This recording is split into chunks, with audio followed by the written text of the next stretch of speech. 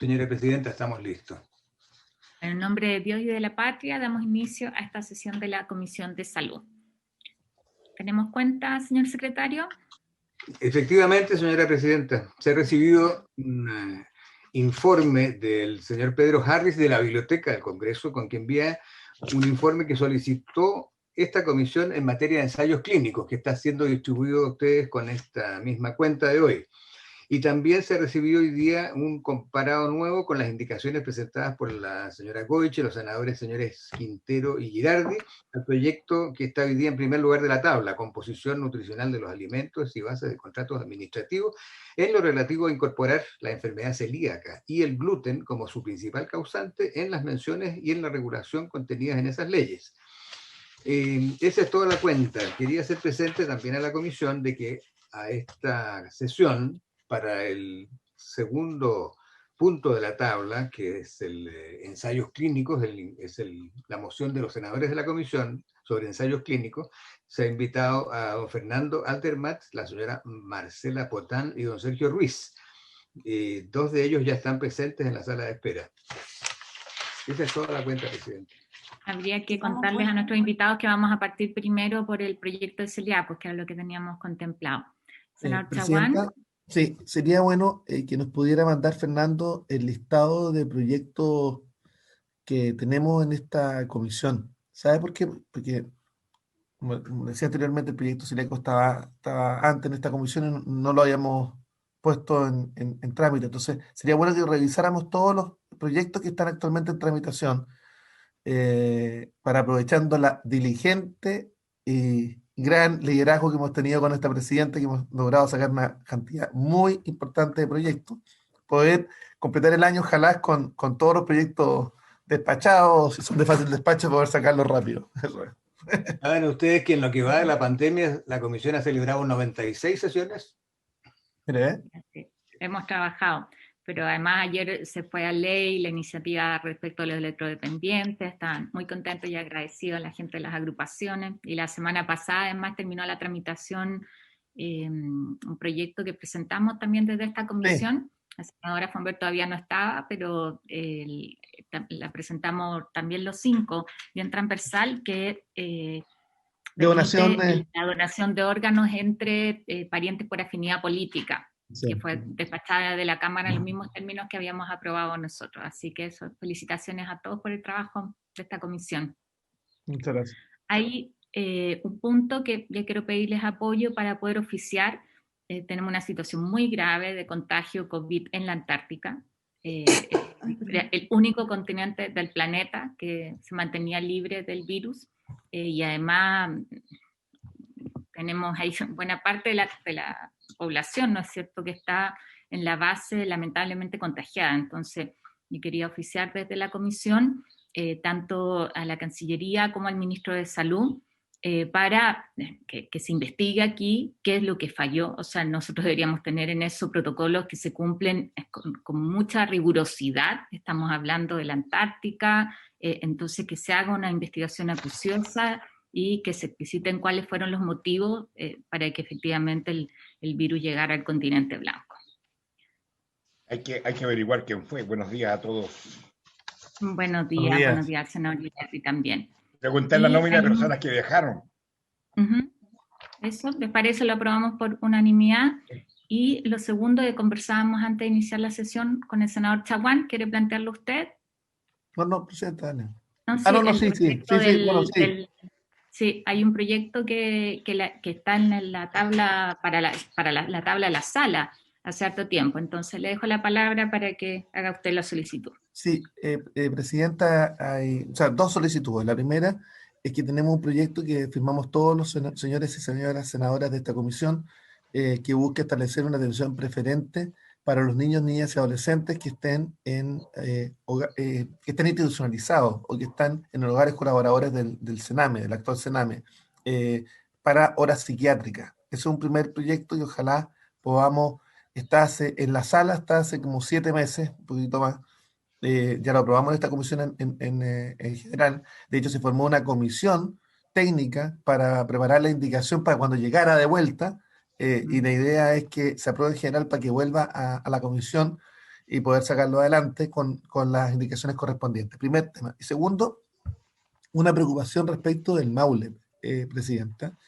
En la región del Maule recibí denuncias de médicos que están siendo notificados de descuento en sus remuneraciones en el servicio de salud, y por tanto mi preocupación, ojalá un oficio dirigido al subsecretario de Redes y al ministro de Salud, primero respecto a la situación que está produciéndose en términos de notificación de rebaja de los salarios para los médicos, que además estamos a puertas de la segunda ola, o en la segunda ola en algunas zonas, y por tanto una señal de preocupación, y también qué está ocurriendo con el resto de las regiones del país, porque si a lo mejor lo que está pasando en el Maule puede ser un signo de lo que está pasando en otras zonas del país, así que si es posible oficiar al subsecretario de Redes y al ministro de Salud respecto a qué está ocurriendo, en particular respecto de los salarios de los ingresos de los médicos,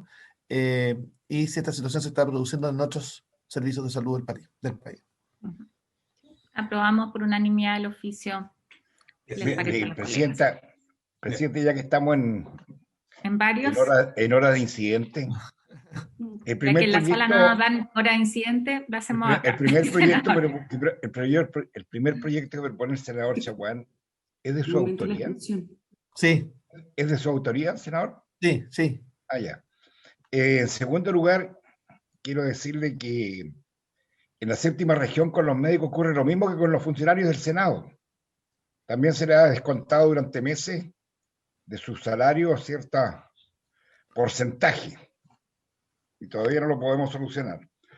Tercer lugar, ya que estaba indicando esto el senador Chaguán de los descuentos, yo quiero también que del ministerio den respuesta al oficio que le he mandado o a los documentos que le mandé al señor ministro, que me acusó recibo, porque también hay denuncia contra el director del Servicio de Salud Osorno, que está contratado en varias partes. Entonces suma como más con cerca de 50 horas al día, entonces eso es imposible. ¿Eh? Está contratado como subdirector o director médico en el hospital de Osorno, está contratado en el hospital de Purranque, es concejal, está contratado, entonces es imposible así. Entonces hay un desorden muy grande en el Servicio de Salud de Osorno y las denuncias se han hecho ya hace bastante tiempo. Podemos reiterar el oficio, independiente de que hagamos una gestión más directa, senador. Senador Girardi. Está silenciado, senador. Es raro que esté silenciado. Lo vamos a dejar ahí. No te pongas envidioso, Robin. No, pero es que yo lo digo por ti, porque lo digo con cariño y aprecio. Tú sabes que tú como cota altalino te quiero mucho. No, lo que pasa es que tenemos un conflicto con Rabin. Él es tal por obligación porque nació ahí, traicionó a tal y se fue a vivir a otra parte. Yo adopté por cariño ese territorio porque no nací ahí y tengo un compromiso genuino. Pero hay una vida. Entonces preocúpate del hospital. Sí, me preocupo. Pues. Ya, senador Girardi, ¿cuál era su punto, por favor? Para que partamos con la tramitación del proyecto. Oye, mira, yo creo que es bien importante, Carolina, tener una reunión con el ministro por el tema COVID, porque, bueno, Pancho lo va a vivir de manera dramática en su región lo que significa esto. O sea, para Valparaíso, que vive del turismo, es un desastre. Yo creo que hay otras comunas que a lo mejor tienen otras alternativas, pero esto viene muy duro. Yo creo que yo no estoy en contra que se haya cuarentenado, creo que es lo que hay que hacer, pero me parece que es muy importante que se refuercen las medidas de salud pública, ¿no? La cuarentena ayuda al contexto, pero si no se hace lo que hay que hacer, que es la trazabilidad, aislamiento y educación y concientización de la gente, no funciona. Entonces, lo otro que me preocupa, Carolina, es que esta vacunación de 20.000 personas, yo no la quiero llamar no quiero decir que es una pirotecnia comunicacional, pero en realidad no tiene ningún impacto. O sea, y lo que puede generar, me preocupa, es una falsa sensación a la gente que, mira, llegó la vacuna y no hay que preocuparse tanto, porque esa vacuna cuando tú tienes que vacunar a 12, 13, 14 millones y vas a vacunar a 20.000, el impacto es cero, pero además esa vacuna es inaplicable para Chile. Es inaplicable porque la logística de esa vacuna requiere cadena de frío menos 70 grados, que no sé, me imagino que pueden haber 20 lugares en Chile que tengan sistema de refrigeración de menos 70 grados. Entonces, ¿a qué quiero ir? Nosotros tenemos que ir por vacunas, cualquiera sea, que sean vacunas que tengan posibilidad de ser implementadas de acuerdo a la logística chilena. Por ejemplo, la Católica está trabajando con Sinovac. A mí me parece que es una vacuna razonable porque tiene una temperatura, una cadena de frío de refrigeración corriente. Y nosotros necesitamos por lo menos vacunar a sobre 10 millones de personas. Entonces, lo que me parece que tenemos que tener una conversación con él, no para criticar, sino para saber, para ayudar, pero además, cuidado, esto de que se va a empezar a vacunar ahora es algo totalmente simbólico y puede generar una sensación de...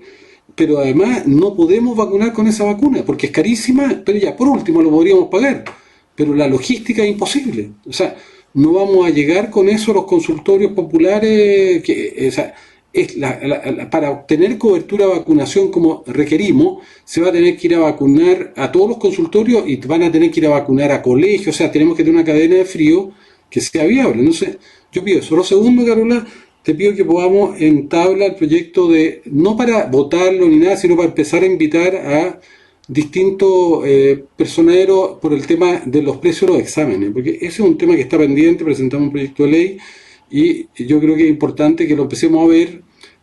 Yo lo haría con las universidades que den sus opiniones, sobre todo las que tienen hospitales clínicos como la Católica, la Chile, para hacer una cosa seria. Eso, y apoyo lo que estaban planteando los demás. Lo que vamos a hacer es que les vamos a enviar el listado de los proyectos que tenemos en la comisión, lo solicitó hace un ratito el senador Chaguán, para que ustedes me digan cuáles son prioridades. Yo comparto que el de los exámenes de laboratorio tenemos que verlo, pero para que podamos organizar la tabla junto con el proyecto de FONASA, que es lo que vamos a ver durante el mes de enero. Senador Chaguán. Sí, presidente, yo me he cansado de pedir formalmente y por oficio los datos de trazabilidad por cada región y por cada comuna del país. ¿Sabe qué? Lo hemos pedido, yo lo vengo pidiendo desde el inicio de la pandemia. Nunca nos ha llegado. Nunca nos ha llegado ni a la comisión que funciona conjunta con Desafíos del Futuro, ni a esta comisión. Yo quiero pedir de nuevo el oficio al Ministerio de Salud, porque la información que tengo yo, se lo quiero expresar, y porque es mi preocupación, porque tenemos comunas donde prácticamente no hay trazabilidad o la trazabilidad es muy mala. Hay regiones, hay una región del país, que ha hecho la pega en materia de trazabilidad, que tiene una trazabilidad que uno podría decir que es sustantiva para permitir a lo menos 5 personas por cada contagiado, que hacer la trazabilidad, que es la región de Aysén. El resto de las regiones del país está al debe. ¿Y por qué lo planteo? Porque la trazabilidad en algunas regiones, y que pueden tener problemas, como la región de Valparaíso, tiene una trazabilidad que hay que fortalecer. Se han establecido mecanismos auxiliares para mejorar la trazabilidad, establecer una trazabilidad distinta, paralela, con contratación de personas, pero me gustaría saber cuál es el efecto positivo, negativo, si han logrado el efecto. Y segundo tema, Presidenta, recordar que tenemos en el mes de enero, o sea, perdón, en el mes de marzo, la actividad que está desarrollando la Comisión de Desafíos del Futuro. Somos 3 miembros de la comisión que estamos acá para escuchar sobre la reforma a la salud y la reforma previsional. Y sería bueno que acordáramos una sesión conjunta de la Comisión de Desafíos del Futuro para el tema del el ejercicio que estamos haciendo con Fundación Tribu y la Universidad de Stanford. Entonces, esos dos temas los quiero dejar planteados. Sí, acogemos ahí la idea de que podamos ver la encuesta deliberativa, ¿no es cierto?, el proceso de los 400 chilenos que van a deliberar, va a ser en torno a la reforma de pensiones y la reforma de salud. Entonces la idea es que como comisión podamos la primera semana de enero, ojalá, ¿no es cierto?, ver el detalle de los planteamientos, primera o segunda semana de enero, y me parece súper oportuno que lo hagamos junto con la Comisión de Futuro. De hecho, 3 de los integrantes de esta comisión somos parte la Comisión de Futuro. Y aprobamos por unanimidad el informe respecto de trazabilidad. Terminado ahora incidentes, vamos al proyecto de Celiaco. O la senadora tiene también un varios, ¿no? O sea, tengo algo, un varios respecto al proyecto que viene ahora. Es que no está, está el comparado solo respecto a los artículos que se indican. Está bien eso. Me gustaría, si es que me pueden mandar lo que el proyecto, la ley respecto a composición nutricional dice de las restricciones del artículo 5 de los productos incluidos en el artículo 5. ¿Me expliqué? ¿En qué parte? Fernando. Tengo una preocupación respecto a las restricciones de los productos Celíaco. Pero sí, no, lo que pasa estamos viendo... Ya, es que es para que me lo manden y yo lo pueda ver de antes, porque no tengo, ¿me entiendes? O sea, ¿qué restricciones tienen los alimentos que están incluidos en la ley de composición de alimentos en el artículo 5? Eso es lo que necesito, Ya. Fernando. Ahí, don Fernando o Evelyn, mientras tanto lo buscan. Evelyn o quien esté. Gracias. Y podemos proyectar el comparado que tenemos con las indicaciones que elaboramos y vamos viendo una a una y hacemos pasar a los asesores a nuestros asesores y los asesores del Ministerio de Salud.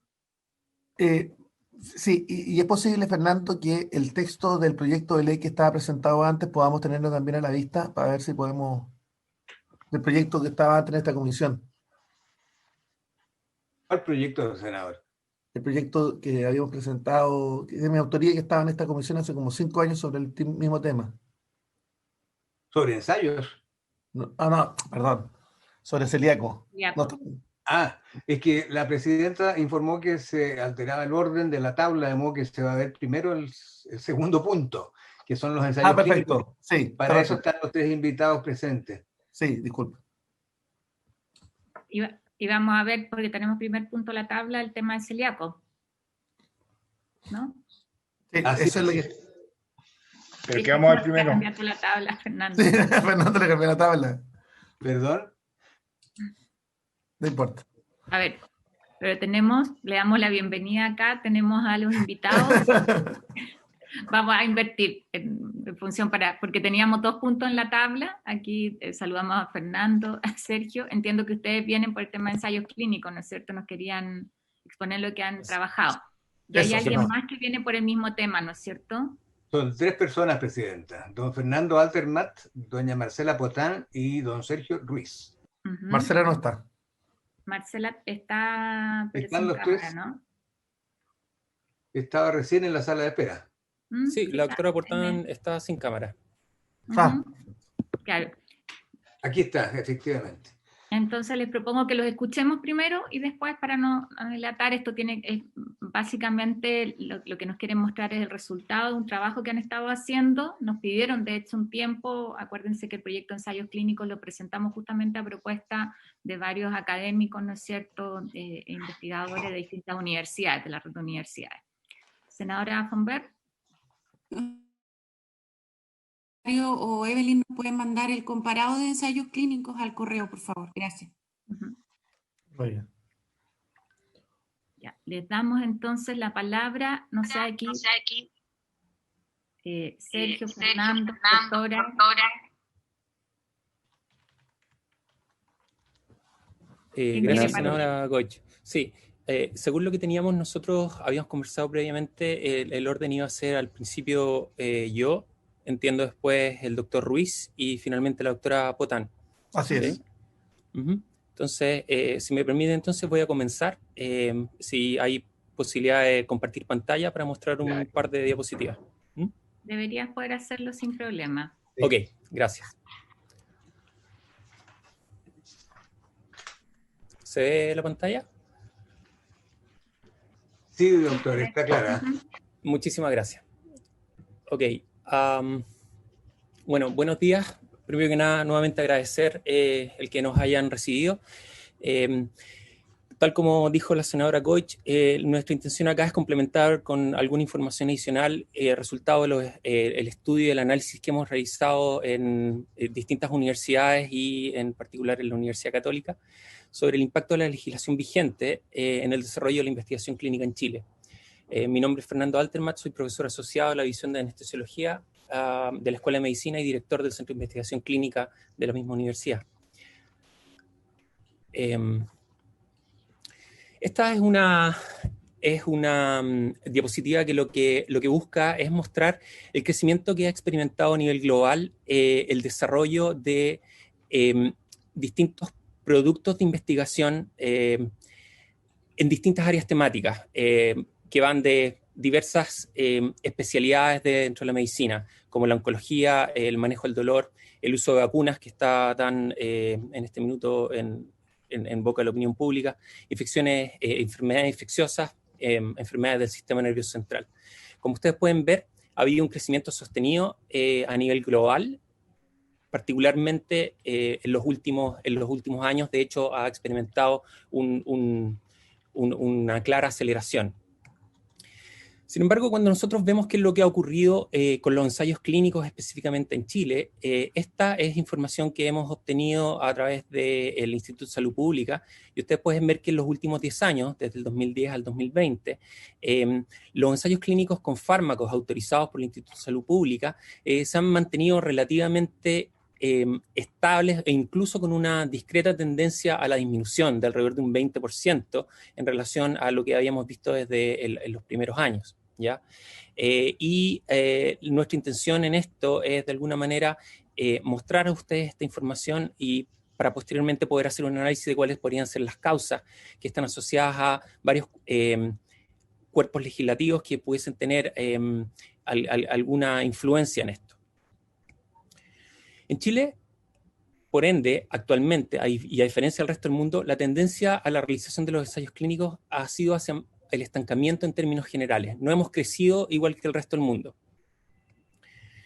Y de hecho, subyace una disminución del número de ensayos clínicos en algunas áreas específicas. Cuando nosotros analizamos la información que tenemos emanada de lo que nos entregó el Instituto de Salud Pública, podemos ver que en el caso particular, por ejemplo, de las neurociencias, la entrada en vigencia de la Ley 20.584 de Derecho y Deberes de los Pacientes del año de 2012 se había asociado ya a un impacto en la actividad en el área de deterioro cognitivo y de demencias, probablemente por la imposibilidad de obtener el consentimiento informado en los potenciales voluntarios.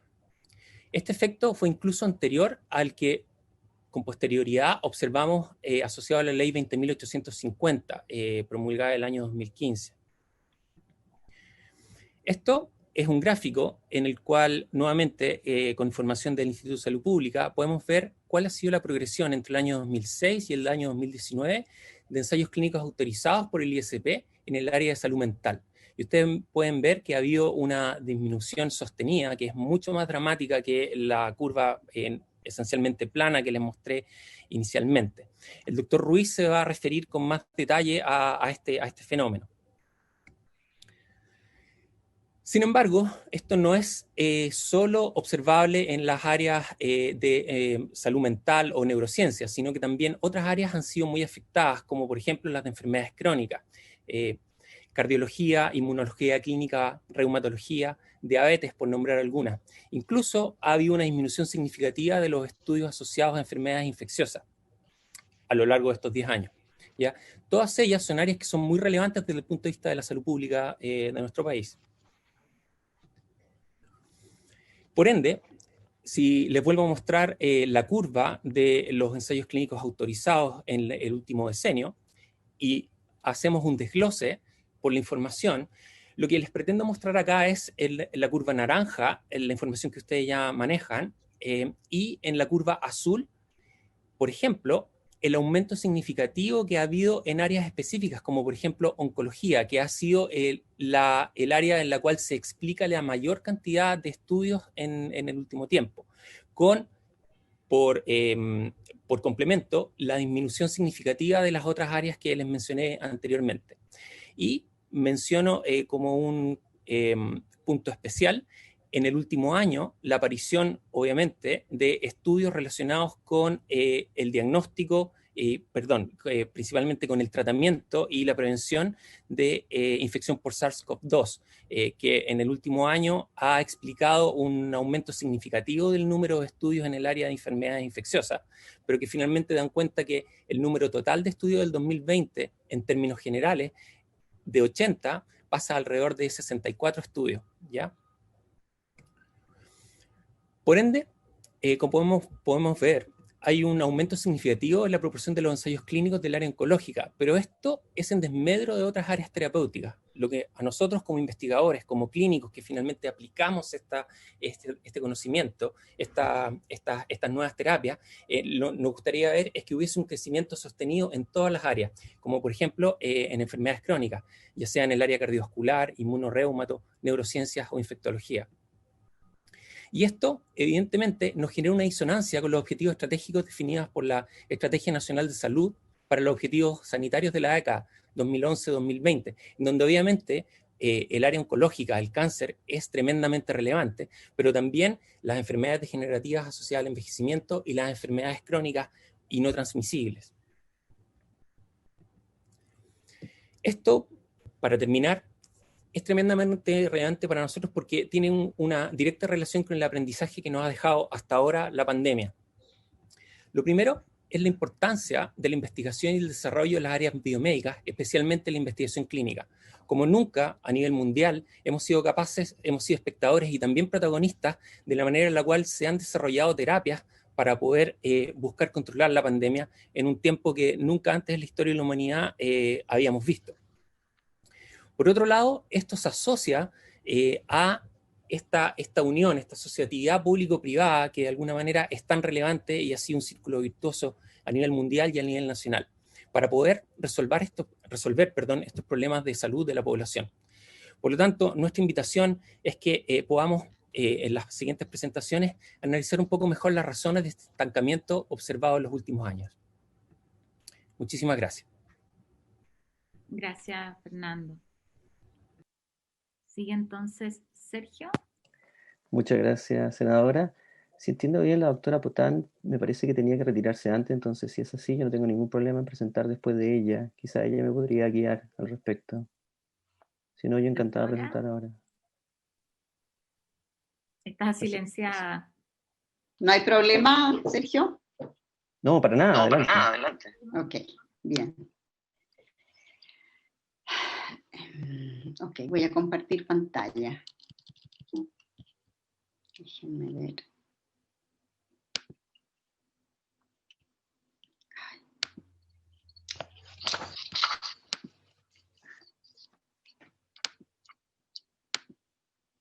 Ahí sí.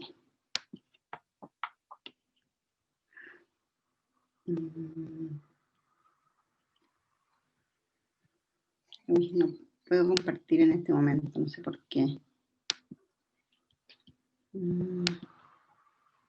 Tu pantalla de ventana de app.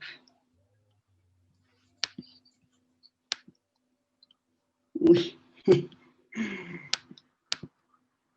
No sé por qué no se me comparte la pantalla. Estoy con algún problema ahí. Tengo la presentación acá, abierta. Ahí, voy a dejarla ahí. Secretaría, ayudar. Sí. Como que no se me aparece. No. Ahí está. Ahí estaba. ¿Sí? ¿Estaba?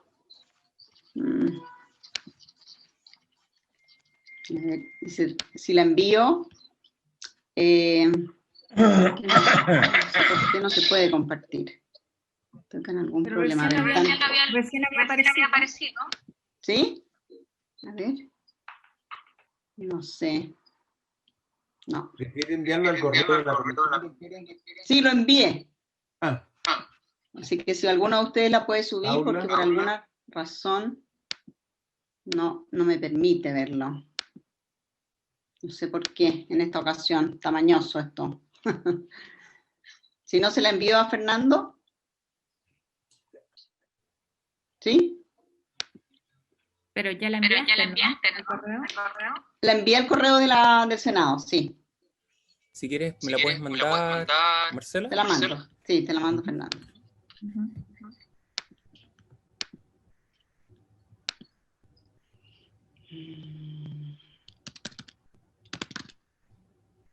Perdona, Sergio, ¿ah? Además de todo. No, al revés, No, no al te revés, preocupes. No sé por qué pasó esto, pero está muy mañoso hoy ¿No día. tiene que ver con poner la cámara?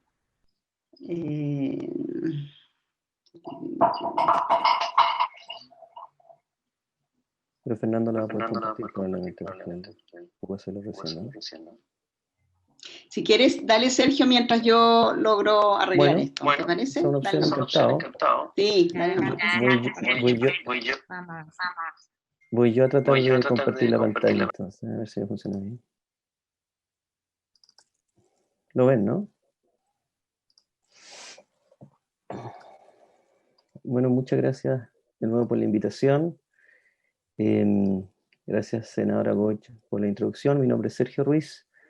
Yo soy médico, soy psiquiatra, soy doctor en neurociencias y me dedico a la atención de pacientes aquejados de patología psiquiátrica y a la investigación en neurociencia y a formar médicos que están en su formación para transformarse en psiquiatra. Y lo que nos trae hoy día acá, o más bien en lo que yo me voy a focalizar, tiene que ver con el artículo 28 de la ley 20.584.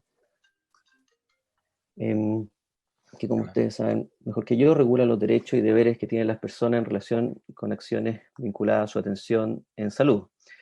Y el tema que nos preocupa, o el impacto que yo quisiera analizar un poco, tiene que ver con el artículo 28, que incluye la prohibición absoluta de investigar en personas con discapacidad psíquica e intelectual que no puedan manifestar su voluntad. Entonces, lo que quiero hacer primero yo, hacer un pequeño análisis histórico. De inmediato, después del 2012, cuando salió esta ley, hubo una serie de autores que publicaron los reparos que tenían y los problemas que esta ley empezó a causar. El problema de prohibir la investigación en personas con discapacidad psíquica, entre otros, es que es muy difícil definir qué es una discapacidad psíquica. Y lo que empezó a ocurrir es que diversos comités de ética que evaluaban proyectos de investigación empezaron a rechazar o a mostrar sus reparos en proyectos de investigación cuyo objetivo era evidentemente desarrollar terapias o investigar y aumentar nuestro conocimiento en enfermedades donde era difícil saber si el paciente tenía o no una discapacidad psíquica. En términos amplios, esta ley fue interpretada como incluyendo pacientes con enfermedades neuropsiquiátricas. Entonces lo que empezó a pasar es que se empezó a producir una reducción de estudios en enfermedades tales como la depresión, el trastorno bipolar, la esquizofrenia, el autismo, el Alzheimer, la enfermedad de Parkinson, etc. Y diversos autores notaron este daño. Reinere y colaboradores notaron que se estaba produciendo esta disminución en estudios en enfermedades neurológicas severas. Valenzuela mostró tenía el reparo de que esta legislación era más compleja de la que existían evidentemente en otros países. Y Oyarzún propuso una serie de modificaciones que no se han materializado hoy en día, y la ley evidentemente sigue tal como estaba el 2012. Este gráfico lo mostró Fernando, yo lo quiero mostrar de nuevo porque es bien dramático, creo yo, y muestra cómo, coincidente con el año 2012, la aparición de la ley 20.584, se produce una drástica disminución de los estudios aprobados por el Instituto de la Salud Pública en enfermedades neuropsiquiátricas. Vean ustedes, síndrome Down, demencia, bipolaridad, depresión, esquizofrenia. Esta curva debiera ir subiendo. En los países en desarrollo, que estamos en vía de desarrollo, ¿cierto? La importancia que le damos a esta enfermedad es enorme, o al menos eso es lo que queremos hacer. Y los estudios en esta enfermedad para aumentar nuestro conocimiento y apoyo a estos pacientes deberían aumentando. Pero en Chile, fíjense que el año 2012 cae drásticamente y no se ha recuperado. Este impacto es más notorio si uno analiza las enfermedades por separado. Vean ustedes los estudios aprobados en depresión por el Instituto de Salud Pública y cómo desde el 2012 se produce una brusca baja y de 2015 en adelante no se ha recuperado. Los estudios aprobados por el ISP en depresión en Chile desde el 2015 en adelante son cero estudios en depresión en un país con altísimas tasas de depresión. Lo mismo para el trastorno bipolar, lo mismo para esquizofrenia, lo mismo para la enfermedad de Parkinson. Por supuesto, hay enfermedades cerebrales donde es difícil arguirse de que hay una alteración de la discapacidad, que hay una discapacidad psíquica. Por ejemplo, la esclerosis múltiple es una enfermedad donde, si bien es una enfermedad cerebral, el daño más bien es motor, no cognitivo. Entonces era difícil pensar que pudieran quedar fuera estos estudios por la ley del 2012. Y de hecho, ustedes podrán ver aquí que el 2012 no disminuyeron los estudios en esclerosis múltiple, pero el 2015, coincidente temporalmente con la ley Ricaurte-Soto, que plantea una cantidad de restricciones para el estudio clínico difícil de superar, cae a cero también en esta enfermedad. Entonces, en resumen, lo que podemos observar retrospectivamente de 7 años, desde hace 7 años, o mirado retrospectivamente los últimos 7 años en la ley 20.584, es que esto evidentemente produjo un severo daño en la investigación en Chile. No solo en las farmacéuticas o los ensayos clínicos aprobados por el ISP, nosotros también analizamos los fondos irregulares, seguramente ustedes los conocen. Los fondos irregulares son proyectos dados por el Ministerio de Educación, por ANID, el ex CONICYT, a investigadores asociados a la academia, no a investigadores asociados a farmacéuticas, etc. Hay investigadores como muchos de nosotros, que lo queremos entender y ayudar a los pacientes, entender la enfermedad y ayudar a los pacientes aquejados de estas enfermedades. ¿Saben ustedes cuántos fondos irregulares hay aprobados desde la promulgación de esta ley en 2012 en una enfermedad más costosa y de mayor sufrimiento en Chile, que es la esquizofrenia? 3. Desde el 2012 en adelante hay solo 3 fondos irregulares aprobados en todo Chile para investigar en una enfermedad más complicada que existe hoy en día. Evidentemente, creemos que esto tiene que ver con lo que yo mencionaba anteriormente. Entonces, diversos autores piensan que la verdad es que esta legislación que impide que pacientes que quisieran participar en los estudios puedan hacerlo, más bien discrimina a quien desea proteger. Y para nosotros creemos que esta ley en rigor va en contra de la Convención de Derechos de las Personas con Discapacidad, ratificada por Chile, y la ley 20.422, que establece la igualdad de oportunidades e inclusión social de personas con discapacidad. Estoy terminando casi, pero quisiera hacer un pequeño paréntesis respecto a un tema que a varios de los presentes nos interesa mucho, que es la ley de neuroderecho, que muchos de nosotros nos hace, yo sé que no es el tema de discusión actual, pero voy a demorar un minuto máximo, que muchos de nosotros van a pensar si no hemos aprendido nuestros errores. El artículo 3 de la ley de neuroderecho en su redacción actual incluye la prohibición del uso de neurotecnologías en quien no pueda consentir a su uso. En resumen, este es un ejemplo de neurotecnologías que se ocupan hoy en día en pacientes que no pueden consentir. ¿Por qué no pueden consentir? Porque están aquejados de una patología que pudiera eventualmente ser considerada como una discapacidad psíquica, la esquizofrenia, la psicosis, etc. O están inconscientes, aquejados de por ejemplo, un accidente cerebrovascular. Hoy en día, estos pacientes son intervenidos con neurotecnología. Sin embargo, la prohibición que establece la ley de neuroderecho en su redacción actual podría impedirles el uso de estas neurotecnologías. Si yo tuviera un accidente cerebrovascular, un infarto cerebral hoy en día y tuviera que ser operado de urgencia y estuviera inconsciente, esperaría que el anestesista pudiera neuromonitorearme. Esta es una neurotecnología que implica que se estimule mi cerebro a ver su estado. Sin embargo, en una interpretación amplia, errónea, esta ley de neuroderecho, que por supuesto tiene un fin positivo, pudiera producir un severo daño, no en la investigación, como la ley 20.584, sino en la aplicación clínica.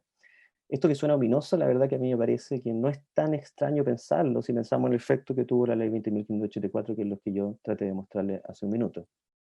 Entonces, es opinión de algunos de nosotros que, volviendo al artículo 28 de la ley 20.584, que por supuesto quería proteger a los pacientes más necesitados, creemos que no hemos avanzado en su protección y que más bien hemos retrocedido en su protección.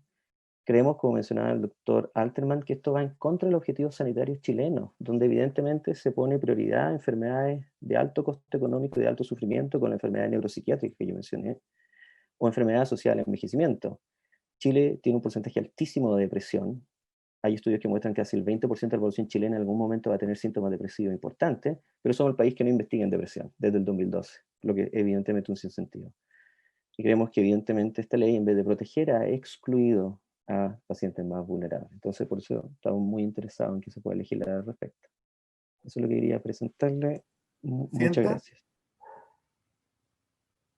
Si me permite. Gracias, Sergio. Le damos la palabra a la doctora senador Chaguán y después hacemos intervenciones. Está silenciado en todo caso, pero... Hola, ahí estoy. Hola, van a subir la presentación, entiendo, desde el Senado. Ya.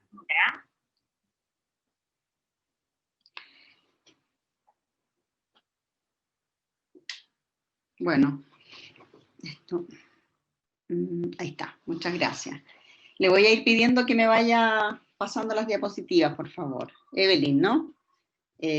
Bueno, muchas gracias por la posibilidad de estar acá, de en algunos minutos exponer un tema que en realidad no es simple, ¿ya? Y que de alguna manera genera bastante, digamos, complicación a la hora de entender el daño y los eventos adversos ocurridos en ensayos clínicos, ¿no es cierto?, asociados a productos en investigación.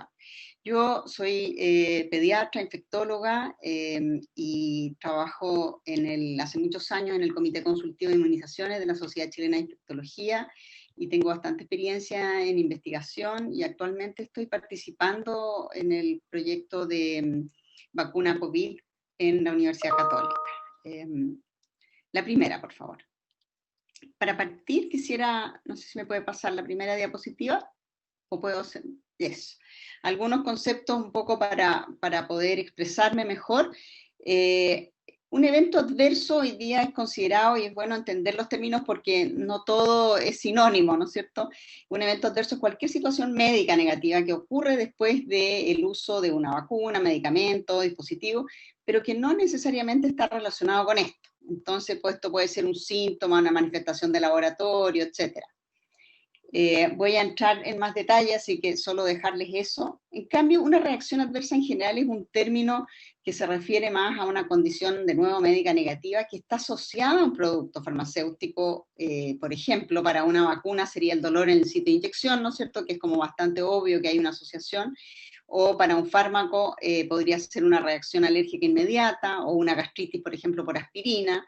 En general, estas reacciones son esperables, son conocidas, y en los productos nuevos se van extrapolando de drogas similares, ¿no es cierto?, o de cierta lógica en la patogenia, en la forma de producir los síntomas. La siguiente, por favor.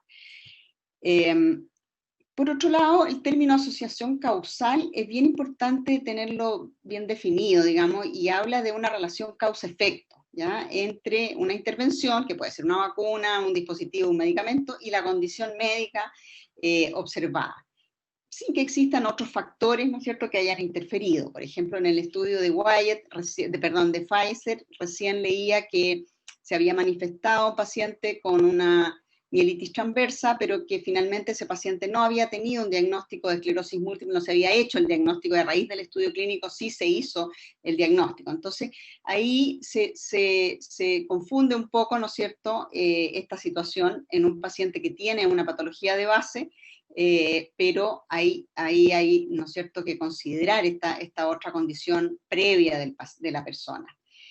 En cambio, un evento coincidente, ¿no es cierto?, es un evento causado por algo completamente distinto, producto de, digamos, de un sujeto que está en un proceso, en un protocolo de investigación, ¿cierto?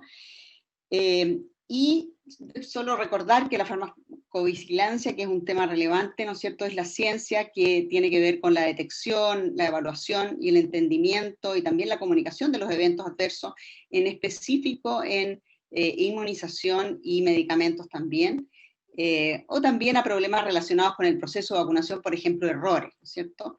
La farmacovigilancia se encarga en la práctica de la vigilancia perpetua de eventos adversos en el mundo y en Chile después de que los productos son registrados. La siguiente. En relación a la temporalidad en que ocurren ahora eventos adversos, ¿no es cierto?, cualquier condición negativa, la FDA y el equivalente en Europa, la EMA, requieren un seguimiento activo en todos los estudios clínicos y diario por 7 días para las vacunas, luego semanal por un mes y hasta 6 meses a un año, ¿no es cierto?, para detectar eventos adversos menos comunes. La mayoría, sin embargo, de las reacciones adversas a vacuna, por ejemplo, ocurren en los primeros 7 días después de este evento que es único, ¿ah? A diferencia de un medicamento que se puede administrar por 7, por 10 días, por un mes, este es un evento único. Y el seguimiento, por ejemplo, para vacunas nuevas, como es la vacuna de COVID, se recomendó que fuera de 12 a 24 meses, porque se estima que ese es el plazo máximo en el cual van a aparecer, ¿no es cierto?, estos eventos adversos. Y los eventos adversos de baja frecuencia son los que uno busca cuando se vacunan poblaciones mayores, ¿no es cierto?, que es el caso de lo que va a ocurrir con Pfizer, con la vacuna Pfizer, que estamos esperando a ver si aparece algo más. Hasta el momento no hay ninguna señal de alerta en los datos que se de que se disponen, excepto las anafilaxias que han ocurrido en forma inmediata y que claramente son eventos adversos asociados a la vacuna, ¿cierto? Y que ocurren en forma bastante breve. Estas anafilaxias ocurren en minutos a veces post vacuna. La mayoría de los eventos adversos que uno observa y que reportan los estudios clínicos y que tiene la obligación de hacer, digamos, con un protocolo muy estricto, no tienen relación con la vacuna, y son cosas de la vida diaria, como apendicitis, en fin, una muerte por violencia, ¿no es cierto? Siempre son cuidadosamente analizados, tanto por el investigador como por el Comité de Seguridad Externo que se arma en estos equipos de estudio, ¿no es cierto?, y que es un comité que no tiene relación con los investigadores, con las universidades, con las instituciones involucradas, ni tampoco con el fabricante, desde luego. Y en general los eventos graves, ¿no es cierto?, y los asociados son siempre muy precoces, ¿ya? La siguiente, por favor, posterior al uso de una vacuna. Y acá no creo que se vea muy claramente, pero no importa cómo lo voy a dejar. La asociación, ¿no es cierto?, con una vacuna o con un producto farmacéutico generalmente se cataloga con grados de certeza, porque estamos hablando de procesos biológicos, no de ciencia exacta, ¿no es cierto? Entonces, este grado de certeza va desde alta certeza hasta improbable o indeterminado, y para aquello hay definiciones bien claras, ¿cierto? Por ejemplo, una asociación probable cuando hay una relación causa-efecto altamente, ¿no es cierto?, lógica entre el producto de vacunación y la condición médica ocurrida, ¿no es cierto? La siguiente, por favor. La asociación entonces de este evento adverso con una vacuna o con un producto de investigación, ¿no es cierto?, requiere no solo la asociación en el tiempo, sino también lo que se ha llamado una plausibilidad biológica, es decir, una lógica científica, biológica de un fenómeno, ¿no es cierto?, que tiene un mecanismo de producción. Es decir, en base a ciencia, patología, patogenia médica se considera asociable. Por ejemplo, el caso de una obstrucción intestinal que ocurrió, obstrucciones intestinales observadas en niños que usaron vacuna RotaShield para el virus intestinal rotavirus, ¿no es cierto?, que se demostró y que se explicó después por ser un virus vivo que se replica en el intestino y que tenía elementos de bovino y que aparentemente se administra por vía oral, ¿no es cierto? Entonces ahí había una lógica detrás de eso. Y la ventana de tiempo en que ocurre es un factor crítico en el grado de asociación, ya que en general no hay eventos adversos más allá de días o semanas posterior a una inmunización. No hay eventos tardíos de 2, 3 años, 5 años, no existe un efecto acumulativo de una vacuna porque son eventos únicos, son 1, 2, 3 dosis. ¿Ya? Y los fármacos, por otro lado, también tienen una vida media acotada, que varía entre 12, 24 horas, o a lo mejor los de depósito que se usan para algunas patologías hasta un mes, en fin. La siguiente. Y acá vemos, ¿no es cierto?, el fenómeno, lo que yo les contaba, en la parte inferior ustedes ven el tiempo en el cual se empezó a usar la vacuna, y ustedes ven acá en las barras verticales la aparición de estas obstrucciones intestinales, ¿no es cierto?, a los 7, 10 días posterior al uso de la vacuna, lo cual, ¿no es cierto?, llevó a como consecuencia a esta demostración de esta asociación, al retiro completo del mercado de esta vacuna en Estados Unidos y a la exigencia aún mayor de volúmenes de población a ensayar nuevas vacunas de rotavirus que afortunadamente hoy día se usan de sobre 60.000 sujetos por lo menos. La siguiente, creo que voy terminando. Acá les muestro, sé que se ve muy pequeñito en realidad,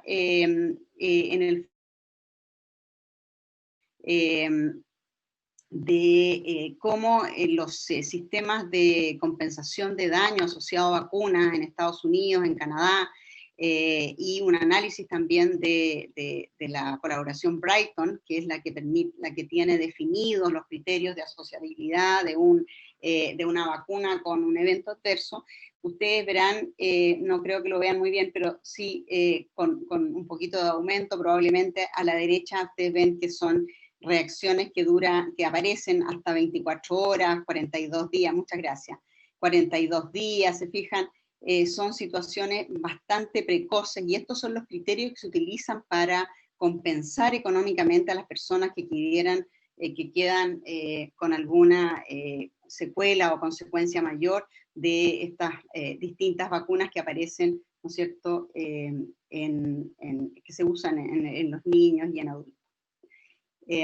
La siguiente.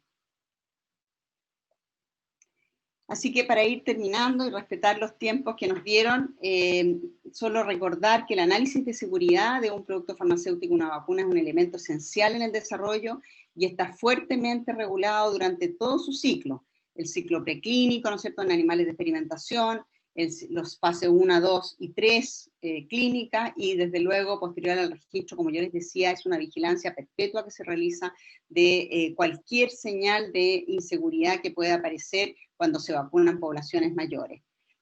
Y decir que, bueno, la asociación, como les he comentado, de un evento adverso grave con un producto de investigación requiere de elementos objetivos como criterios de plausibilidad biológica y una relación temporal razonable en el tiempo. Eso, muchas gracias. Muchas gracias a los tres por el informe, era algo que habían comprometido. Le voy a dar la palabra a los senadores, pero lo que les quiero proponer, nosotros tenemos pendiente la votación en general de este proyecto, entiendo, entonces que podamos hacer la aprobación en general, que vaya a la sala, esto requiere yo creo que un tiempo para madurar las indicaciones, habían otros senadores también, más allá de los que integramos la comisión que querían participar, entonces esa es la sugerencia para proceder a lo legislativo. Senadora Fonberg.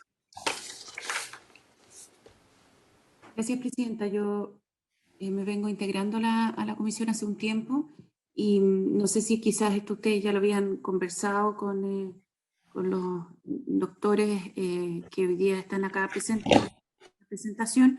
Lo que yo quisiera saber es si es que el proyecto de ley, tal como está presentado ahora y con los cambios que le hace a las leyes actualmente en vigencia, soluciona los problemas que están detectados. Claro, hay cosas más específicas que nosotros tenemos que recoger que ustedes crean que no está suficientemente bien propuesta en el proyecto de ley que está en discusión. En eso, senadora, justamente el texto que nosotros presentamos es el que trabajaron las mismas universidades. Entonces lo que hacen hoy día es complementar el diagnóstico que hay. Están ok con el texto, entonces. Lo pueden reafirmar ellos, pero en el fondo nosotros lo que hicimos fue suscribir un trabajo conjunto de ellos con nuestros asesores, eso independiente de que se pueda mejorar, como siempre, ahora en la discusión en particular. Eso es. ¿Les parece entonces Gracias. que sometamos a votación en general el proyecto? Don Fernando. Sí, tomo la votación, señora presidenta. Se pone en votación la idea de legislar sobre este proyecto de ley. Señora von Baer, ¿cómo vota su señoría? A favor, secretario, y considero que los números que nos han mostrado nuestros invitados en el día de hoy son elocuentes. Creo que lo científico en Chile es tremendamente relevante, no solamente respecto a los temas médicos, sino que en general, y si es que nosotros desde la legislación, en vez de apoyar la investigación, la estamos completo, creo que tenemos que hacer los cambios necesarios para poder ir en ayuda de las personas que sufren distintos tipos de enfermedades. Así que muchas gracias por la iniciativa de parte de los investigadores y con mucho gusto voto a favor. Gracias, voto a favor. Senador, señor Quintero, ¿cómo vota su señoría? ¿Está sin audio, senador? Está silenciado, senador. Sí, perdón. No, para ayudar a hacer un poquito de claridad a lo que dice la senadora von Baer, yo también quiero explicitarme o que me expliquen. El día 27 de octubre del año 2020, el presidente de la República promulgó la ley 21.278. Lo que estamos haciendo ahora es esto, agregarle un artículo nuevo a esa misma ley, que es el artículo 111E.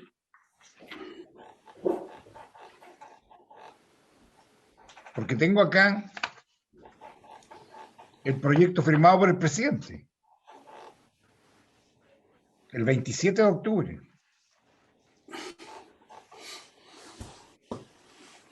No sé si alguien me lo puede explicar. Jaime. Presidenta, sí. Lo que ocurre es que el proyecto de ley promulgado y que acaba de citar el senador Rabindranath Quintero se refiere a una excepción transitoria por el estado de excepción constitucional. Y lo que pretende este proyecto de ley es darle efectos permanentes a la modificación y a otros temas junto al de la pandemia. Entonces, la otra era una ley sumamente acotada y precisa y pensada también en la vacuna contra el COVID. Y eso permitió, de hecho, que varias universidades pudieran firmar varios convenios con distintos laboratorios para investigar: la Universidad de Chile, Universidades del Sur, la Universidad Católica y otras que se siguen sumando. Y este proyecto es mucho más amplio. Eso es, presidenta. Gracias. No, está bien, pero digamos, el artículo transitorio que se le está agregando, lo voy a leer, dice: durante la vigencia de la alerta sanitaria decretada con ocasión del brote del nuevo coronavirus, ¿verdad? Y hasta que existe una vacuna que haya superado las fases preclínicas y clínicas y que esté en condiciones de ser distribuida en el sistema de salud, las compañías de seguros que otorguen seguros y cobertura a laboratorios y entidades privadas para la realización de ensayos clínicos estarán obligadas a otorgar. Eso es. ¿Te acuerdas, senador, que nosotros generamos un acuerdo y ese era el proyecto acotado a la situación de investigación de las vacunas? Era un proyecto que venía de la Cámara, acordamos sacar ese rápido en su tramitación, por razones obvias, y trabajar en este proyecto que es un marco más amplio respecto de las implicancias que tuvo la ley Ricardo Soto y otras cosas que se necesitan para incentivar la investigación. Entonces, es ese proyecto más amplio el que estamos sometiendo ahora a votación en general. Ya, no, es que aproveché la consulta de la senadora Bombal precisamente para hacer claridad en esto. Ok, gracias. Yo voto a favor. Señor Chaguán, ¿cómo vota? Sí, yo primero quiero agradecer porque esta es una materia en la que estamos permanentemente pidiendo un impulso por parte primero del Ejecutivo. Recordar que esta fue una discusión que dimos en profundidad cuando se discutió la ley Ricardo Soto y nosotros fuimos, junto con la diputada en aquel entonces Carla Rubilar, los dos votos en contra de la modificación que hubo, que de alguna manera generó una ralentización de todos los ensayos clínicos. Nosotros advertimos que esa norma, que además no decía relación con el proyecto, con las bases e ideas matrices del proyecto de la ley Ricardo Soto, que fue metida en la comisión mixta, sin antes haber pasado por todo el trámite de las dos cámaras, iba a generar un impacto significativo en materia de investigación científica. Lo advertimos, se produjo esa relatización y Chile dejó de ser un campo clínico. De hecho, muchas de las investigaciones que se hacían en Chile se fueron al Perú y otros países con menores exigencias, y ciertamente acá, si bien la voluntad había una buena voluntad para incorporar esta norma en la ley Ricardo Soto, ciertamente nosotros advertimos que era contra la idea de matrices y que iba a generar este efecto. Ese efecto que advertimos oportunidad se produjo, primero. Segundo, agradecer la buena voluntad y disposición de esta comisión y el liderazgo de la presidenta, que nos permitió sacar adelante la norma excepcional que nos va a permitir justamente hoy día estar en el proceso de vacunación en que estamos y que se inicia. Si nosotros no hubiésemos sacado esta norma, que establece además un seguro para aquellas personas que efectivamente o estén en procesos de investigación clínica respecto a la vacuna del COVID-19 o que están dentro de los procesos de vacunación, y esto no lo hemos dicho lamentablemente con toda la potencia y la fuerza. Las personas que hoy día están en procesos de vacunación efectivamente tienen la garantía de, por un plazo de 10 años, que si efectivamente pudieran tener resultados adversos respecto de esta situación coyuntural de la vacuna contra el COVID-19. Pero además, lo que se está resolviendo acá, y agradecer a la Sociedad Científica de Chile, es que estamos resolviendo el tema de fondo, ¿vale? Es decir, la norma que fue incorporada en virtud de la ley Ricardo Soto y que disminuyó efectivamente la investigación científica en las áreas que ha señalado con mucha fuerza la doctora Potán, el doctor Ruiz y el doctor Atelman. Lo que estamos tratando de resolverlo es una solución de fondo para que Chile vuelva a ser un país donde podamos tener ensayos clínicos respecto no solamente de las enfermedades que hemos señalado, enfermedades psiquiátricas por de pronto, estudios por las altas cifras de depresión que hoy día tiene nuestro país, los temas de salud mental, sino también respecto a las enfermedades raras o infrecuentes. Y este es un tema muy importante. Por ejemplo, respecto a la fibrosis quística, respecto de una serie de otras enfermedades, la posibilidad cierta que Chile se transforme nuevamente en un país donde podamos hacer ensayos clínicos, que algunas veces representa la última oportunidad o la última opción para que las personas puedan recuperar su salud. Por tanto, yo quiero señalar que este es un proyecto, agradecer a la comunidad científica, me siento muy orgulloso de haberlo patrocinado y esperamos que el gobierno entienda que este es un proyecto sustantivo y que acá se requiere ponerle urgencia legislativa, que no nos pase como el proyecto que estábamos consultando que está hace 7 meses en la sala para ser despachado sobre la atención preferente para los niños, niñas y adolescentes que están en hogares de institucionalizados, hogares colaboradores del Sename para atención psiquiátrica, y está hace 7 meses en la comisión, y porque nadie le pone urgencia. Por su intermedio, presidenta, al señor González, por favor, atento a los proyectos de esta comisión para que en definitiva podamos mejorar la calidad de vida de las personas. Dicho lo anterior, voto no solamente favorable, yo creo que este es un proyecto sustantivo y que va a cambiar la manera como hacemos ciencia en Chile y cómo tenemos también la capacidad de hacer medicina preventiva. Así que, por supuesto, voto favorablemente al proyecto. Gracias, senador. Señor Girardi, ¿cómo vota su señoría? Yo voto a favor, pero creo que por sí solo este proyecto no va a resolver los problemas que tenemos de la investigación en Chile. Es una ayuda. Tenemos que generar un ecosistema que movilice mayores esfuerzos al desarrollo de Chile en materia de investigación. Y creo que acá hay un ecosistema que no funciona. Tenemos uno de los presupuestos más bajos a nivel mundial de ciencia, tecnología e innovación, 0,34% del producto. Por lo tanto, requerimos que haya una comprensión por parte de las autoridades de la importancia que tiene la ciencia en este siglo, el rol que tiene. Creo que además la ciencia cumple un rol de soberanía. Hoy día ser capaz de producir ciertos medicamentos y vacunas va a ser un tema de soberanía, de seguridad nacional. Nosotros no podemos depender de otros países y creo que ese es un tema que vamos a tener que evaluar. Chile tuvo capacidades de generar vacunas en el pasado que la perdimos y tenemos que recuperarla. Yo creo que tenemos una ciencia de calidad suficientemente relevante como para poder avanzar en esto. Creo que es muy importante que nuestros campos clínicos también sean usados para proyectos chilenos. No me parece que solo seamos conejillos de India para probar tecnologías transnacionales. Creo que es muy importante generar capacidades propias. Es fundamental. Chile puede competir en esos nichos.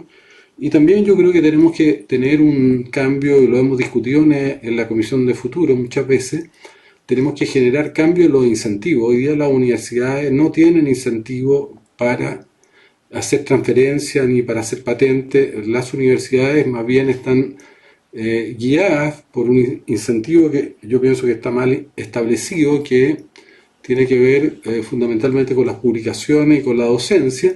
Y las universidades tienen que ser centro de pensamiento y tienen que ser capaces, y ahí yo creo que es un problema de política pública, de generar incentivos para la transferencia, para el desarrollo patente, para que las universidades tengan un rol mucho más orientado a resolver problemas del país y a ser un centro de pensamiento estratégico, colaborativo, y no reproducir el siglo XX desde las lógicas comportamentales y de la especialidad.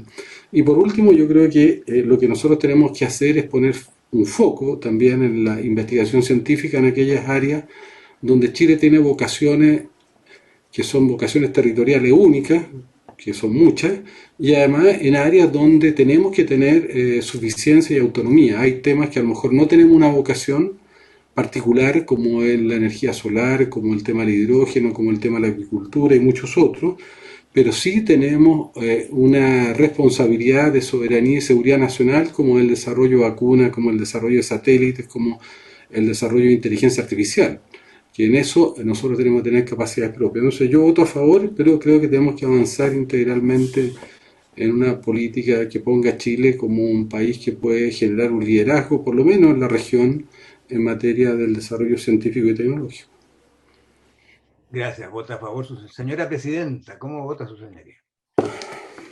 voto a favor, y quiero además señalar que tenemos igual algunas audiencias pendientes en este proyecto, y la idea es que lo llevemos a sala, ¿no es cierto?, y que podamos dar un espacio suficiente para elaborar las indicaciones, pero comprometernos también en enero recibir a las agrupaciones de pacientes respecto de este proyecto y también a otros grupos de investigadores para complementar la mirada y ayudarnos justamente en la discusión en particular. Así que, pero en esta etapa creo que es bueno que podamos avanzar en la tramitación legislativa.